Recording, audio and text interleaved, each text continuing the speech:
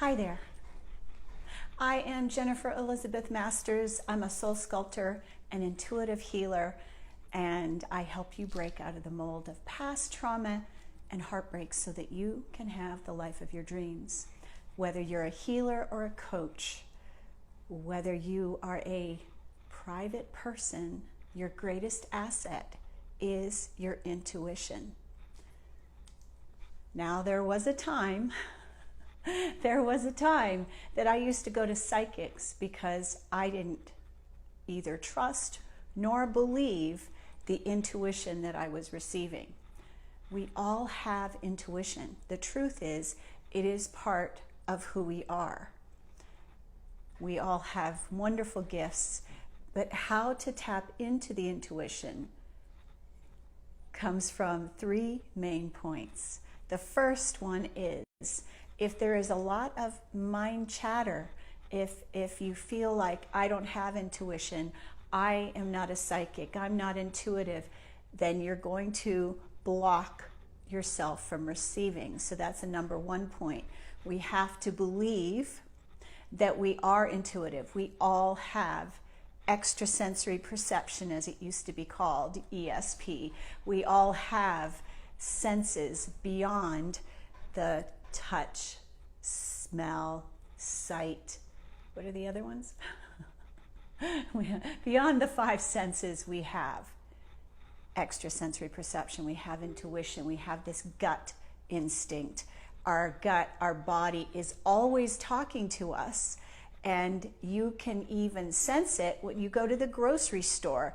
Should I buy this? Would this be in my highest and best interest?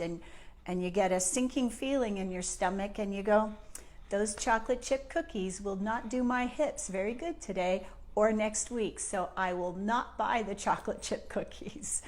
So there's a lot of different ways we can use our intuition, but I will say, here am I in Boulder, Colorado, where last month I was living in Ojai, California. And how did I get here? I trusted my intuition. So that leads me to number two.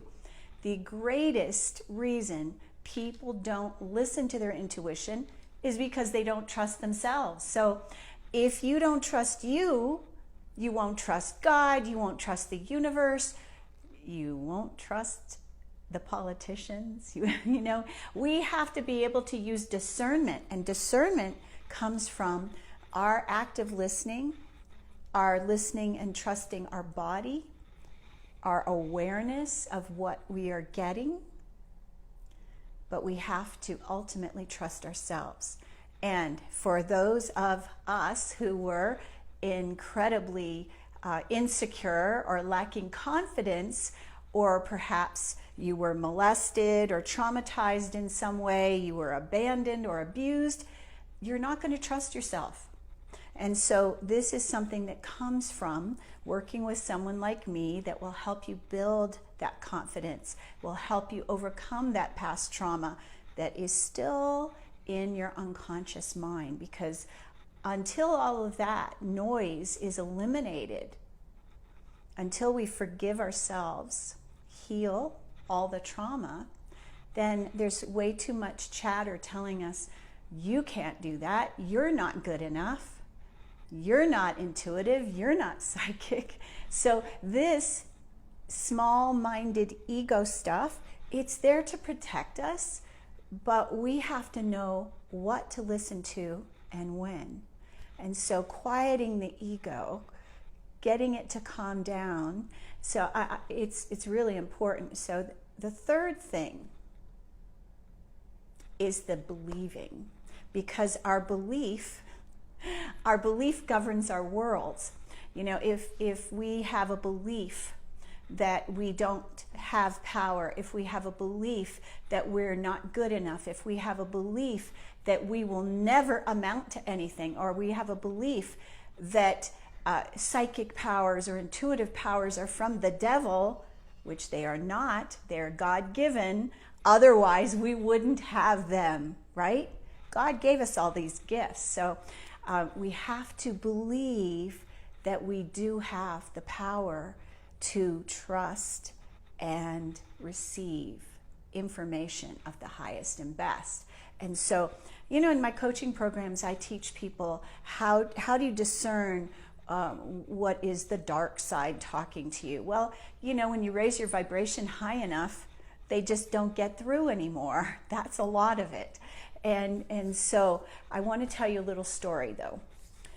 When I had a landscape business, I started the landscape business in 2001 till 2011 in Georgia. I became a master gardener, and then I ended up starting a landscape business with the help of my ex. He encouraged me. He didn't help me in my business. He encouraged me. So I would go to my barn every day and load up my trailer for the job that I was about to do, whether it was sod or whether it was a tree and shrub installation, or whether it was, you know, planting flower beds, perennial gardens, or whatever. I would go and load up my trailer for the day.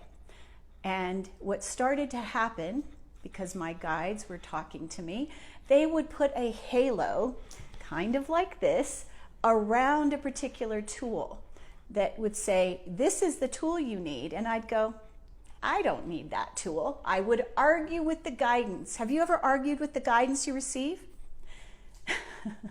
When we argue with the guidance, we are cutting ourselves off. We are negating our gifts. And I argued with the guidance for a very long time, until finally, after repeated attempts at me arguing, and every single time what happened was the guidance I received was correct, and my stubborn refusal to believe the guidance got in my way every single time. I eventually acquiesced and went, you are right, I will listen. Life is easier when we listen. When our ego mind is, I'm right, you're wrong, I'm right, you're wrong, it gets in the way of our relationships, it gets in the way of our business, it gets in the way of our joy. Stubbornness and ego will get in our way every single time. So we have to let go of that. Stubbornness is something we needed in the past to protect us. We don't need it anymore, so it's something to let go of. I know. 5 planets in Scorpio. I was stubborn for a very long time, but I found that it didn't serve me any longer. So I gave you 3 key points that you can use to develop your intuition. Number 1, quieting the noise, quieting the chatter. And how can you do that? Well, I help my clients do that with several different ways. I teach you how to meditate. I give you a mantra that will help to quiet the mind. And okay, so that's number 1, quieting the mind. Number 2, trusting yourself. You have to trust yourself. You have to trust yourself and know that what you're receiving is accurate. The information that the universe gives us is always spot on. Hi there, Falak. Nice to see you.